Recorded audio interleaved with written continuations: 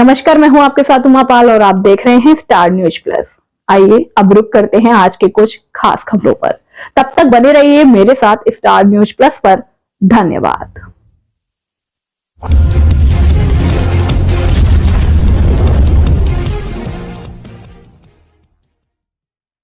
में विधानसभा चुनाव का ऐलान हो गया है। मुख्य चुनाव आयुक्त सीसी राजीव कुमार ने चुनावों का ऐलान करते हुए बताया कि दिल्ली की सभी 70 विधानसभा सीटों पर सिंगल फेज में 5 फरवरी को वोटिंग होगी। रिजल्ट 8 फरवरी को आएंगे। चुनाव का ऐलान होते ही दिल्ली में आचार संहिता लागू हो गई है। चुनाव आयोग ने केंद्र से कहा है कि वो दिल्ली केंद्रित योजनाओं का ऐलान नहीं करे। दिल्ली में इस बार चुनाव की पूरी प्रक्रिया 33 दिन में पूरी हो जाएगी। सबसे बड़ी बात तो यह है कि 1 घंटे से ज्यादा समय तक चली प्रेस कॉन्फ्रेंस में मुख्य चुनाव आयुक्त सिर्फ 10 मिनट दिल्ली चुनाव पर बोले और बाकी वक्त वो चुनाव में धांधलियों पर ही जवाब देते रहे।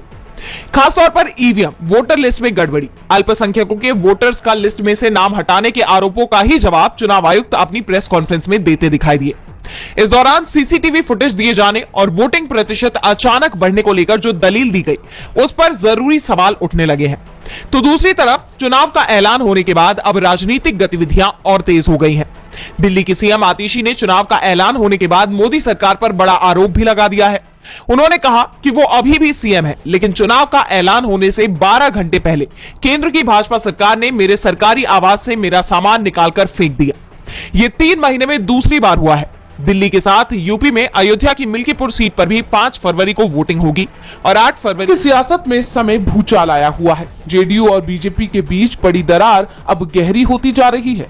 पहले अमित शाह ने अपना पटना दौरा रद्द किया और अब खबर आ रही है कि अमित शाह के करीबी मंत्री ने भी नीतीश कुमार के कार्यक्रम से दूरी बना ली है। दरअसल नीतीश कुमार प्रगति यात्रा निकाल रहे हैं, जिसको लेकर विकास परियोजनाओं की समीक्षा के लिए एक बैठक बुलाई गई। लेकिन इस बैठक से बीजेपी सांसद और केंद्रीय गृह राज्य मंत्री नित्यानंद ने दूरी बना ली। सिर्फ यही नहीं, एनडीए के 2 और सांसदों ने भी बैठक से दूरी बनाई। मुख्यमंत्री नीतीश कुमार की हाजीपुर में प्रगति यात्रा के दौरान जिले से 3 सांसदों में एक भी विकास योजनाओं की समीक्षा बैठक में मौजूद नहीं रहे।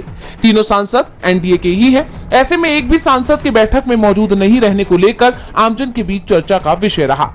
हाजीपुर के सांसद चिराग पासवान केंद्र की सरकार में खाद्य प्रसंस्करण उद्योग मंत्री हैं। वहीं वैशाली सांसद मीना सिंह हैं। मीना लोजपा रामविलास से सांसद हैं। इसके अलावा उजियारपुर के सांसद नित्यानंद, जो केंद्र की सरकार में गृह राज्य मंत्री हैं, वो भी इस बैठक में शामिल नहीं हुए। इन सब के अलावा समीक्षा बैठक में जिले के सभी 8 विधानसभा क्षेत्र के विधायकों को भी बुलाया गया था, लेकिन सिर्फ 6 ही विधायक पहुंचे। अब बैठक से सांसदों और विधायकों के गायब रहने के चलते एनडीए में टूट की चर्चा ने जोर पकड़ लिया है। कहा जा रहा है कि जेडीयू से बीजेपी और लोजपा दूरी बना रही है। यानी ये भी कहा जा सकता है कि अंदर खाने कुछ भी ठीक नहीं चल रहा है। नीतीश जल्द ही एनडीए से अलग होने वाले हैं और अब देखना होगा कि इन कयासों पर मोहर कब लगती है। हरियाणा पंजाब के खनूरी बॉर्डर पर अनशन पर बैठे किसान नेता डल्लेवाल की अचानक तबीयत बिगड़ गई। वे करीब 1 घंटे तक बेहोश रहे। इस दौरान उनका पल्स रेट और ब्लड प्रेशर कम हो गया। इसके बाद वहां मौजूद डॉक्टरों ने उनके हाथों और पैरों की मालिश की और उन्हें पानी पिलाया। तब जाकर उनकी तबीयत में कुछ सुधार आया, लेकिन इसके बाद भी केंद्र सरकार की तरफ से कोई बयान अभी तक सामने नहीं आया है।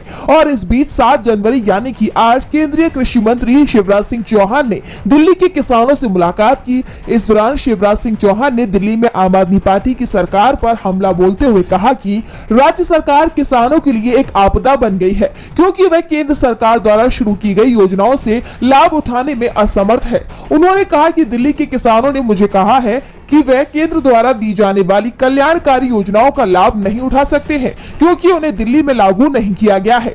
मैंने सीएम आतिशी को पत्र लिखकर ये चिंता जताई है। ऐसे में सवाल ये उठता है कि अगर शिवराज सिंह चौहान को किसानों की इतनी ही चिंता है, तो आखिर वो पिछले 1.5 महीने से खनूरी बॉर्डर पर अनशन पर बैठे किसान नेता डल्लेवाल से मुलाकात क्यों नहीं कर रहे हैं? आखिर वो उनकी मांगों को पूरा क्यों नहीं कर रहे हैं? क्या विपक्ष के आरोप सही है कि चुनाव जीतने के लिए बीजेपी हाईकमान अब दिल्ली में कृषि मंत्री को भेज रही है, ताकि इससे उनका वोट बैंक बढ़ सके?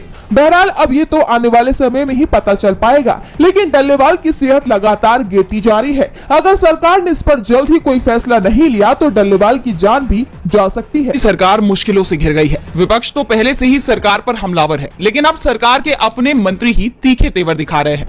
और इस बीच सीएम योगी ने केंद्रीय गृह मंत्री अमित शाह से मुलाकात की है। उनकी इस मुलाकात के कई सियासी मायने निकाले जा रहे हैं। दरअसल बीते कुछ वक्त से एनडीए के सहयोगी दल ही योगी सरकार पर हमलावर हो गए हैं।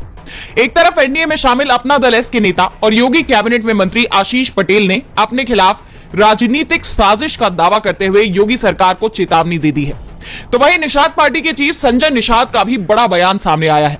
उन्होंने दावा किया है कि बीजेपी के अंदर कोई विभीषण है जिसने लोकसभा चुनाव में उत्तर प्रदेश में बीजेपी की हार में अपनी भूमिका अदा की है। बीजेपी के अंदर जो विभीषण है उसने मेरे बेटे को लोकसभा चुनाव हरवाया था और अगर उस पर कार्रवाई नहीं हुई तो 2027 में भी नुकसान होगा। अब उनका निशाना सीएम योगी पर था या डिप्टी सीएम पर, यह साफ नहीं है, लेकिन समाजवादी पार्टी का दावा है कि केंद्र के इशारे पर एनडीए के सहयोगी दल योगी सरकार के खिलाफ बयानबाजी कर रहे हैं, यानी बीजेपी हाईकमान योगी की कुर्सी छीनने की साजिश कर रहा है। इस बीच सीएम योगी की अमित शाह के साथ मुलाकात ने इन चर्चाओं को बल दे दिया है, जिसके बाद सवाल ये उठ रहे हैं कि क्या योगी को भी अब अपनी कुर्सी खोने का डर सता रहा है? क्या वो बीजेपी के चाणक्य माने जाने वाले अमित शाह के पास इसी शिकायत के साथ गए थे? अब वजह जो भी रही हो, एक बात तय है कि यूपी में अभी से विधानसभा चुनाव की आहट में एनडीए में घमासान मचा हुआ है। इस बीच योगी सरकार की मुश्किलें लगातार बढ़ती दिखाई दे रही हैं। समाजवादी पार्टी के राष्ट्रीय अध्यक्ष अखिलेश यादव ने राज्य की बीजेपी सरकार पर गंभीर आरोप लगाए हैं। दरअसल संभल मामले में सपा प्रतिनिधिमंडल ने अखिलेश यादव को रिपोर्ट सौंप दी है। माता प्रसाद पांडे ने आरोप लगाया है कि पुलिस ने ज्यादती की है, जिसके बाद अखिलेश ने सपा मुख्यालय में प्रेस वार्ता की। इस दौरान उन्होंने कहा कि संभल में प्रशासन की गोली से लोगों की जान चली गई। बीजेपी दरारवादी पार्टी है। उन्होंने आगे कहा कि बीजेपी के दो पलड़े हैं, एक पीडीए के खिलाफ अन्याय, दूसरा भ्रष्टाचार। उन्होंने आगे कहा कि इन दोनों में एक पलड़ा ऊपर हो जाता है, कभी दूसरा।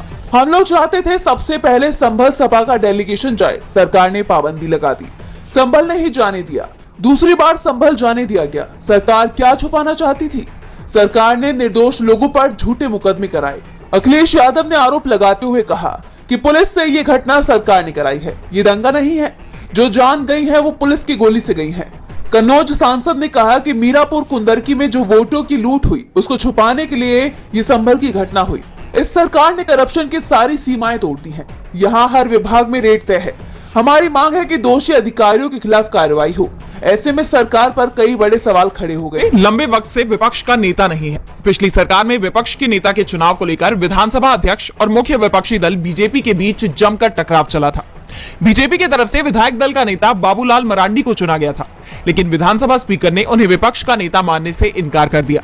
मामला कोर्ट गया, लेकिन कोर्ट का फैसला तो नहीं आया, पर विधानसभा का कार्यकाल जरूर समाप्त हो गया। इस बार फिर जेएमएम सत्ता में है। बीजेपी मुख्य विपक्षी दल है और अभी तक वो विधायक दल के नेता का चुनाव नहीं कर पाई है।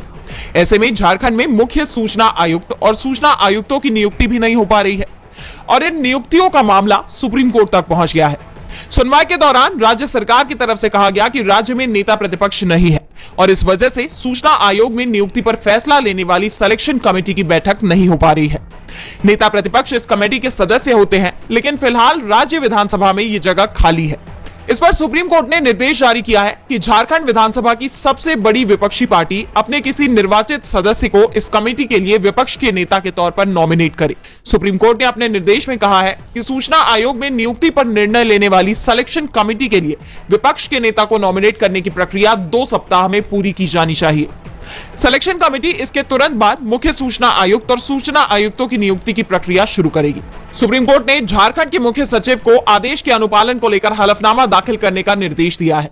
साफ है, अब बीजेपी जो झारखंड चुनाव के नतीजे आने के 1.5 महीने बाद भी विधायक दल का नेता नहीं चुन पाई, उसके लिए मुश्किलें पैदा हो गई हैं। अब उसे जल्दी ही नेता विपक्ष का चुनाव करना। गए विवादित बयान को लेकर इलाहाबाद हाईकोर्ट के जज शेखर यादव को बड़ा झटका लगा है। विश्व हिंदू परिषद के कार्यक्रम में अल्पसंख्यकों को लेकर दिए गए विवादित बयान को लेकर यादव के खिलाफ संसद में महाभियोग का प्रस्ताव रखा गया था। इस प्रस्ताव का विरोध करते हुए जस्टिस यादव के समर्थन में एक जनहित याचिका उच्च न्यायालय में दाखिल की गई, जिसे हाईकोर्ट की बेंच ने खारिज कर दिया। जस्टिस अताउर रहमान मसूदी और जस्टिस सुभाष विद्यार्थी की बेंच ने यह कहते हुए अर्जी को खारिज कर दिया कि यह याचिका सुनवाई के योग्य नहीं है। बता दें कि जस्टिस शेखर कुमार यादव ने विश्व हिंदू परिषद के एक कार्यक्रम में विवादित बयान देते हुए कहा था कि देश की व्यवस्था बहुसंख्यकों के हिसाब से चलेगी। उनका कहना था कि परिवार भी बहुमत के हिसाब से चलता है, तो देश इस तरह चलाने में क्या गलत है। इसके अलावा उन्होंने देश के अल्पसंख्यकों को लेकर भी बयान दिया था, जिसको लेकर विवाद छिड़ गया था। इसी को लेकर सुप्रीम कोर्ट की कॉलेजियम ने शेखर यादव को दिल्ली बुलाकर नसीहत भी दी थी। वहीं राज्यसभा सांसद कपिल सिब्बल की पहल पर जज यादव के खिलाफ राज्यसभा में प्रस्ताव भी रखा गया था। इसी के खिलाफ जज यादव ने कोर्ट में अपील की थी, जिसे कोर्ट ने खारिज कर दिया है। कोर्ट के इस रुख से जज शेखर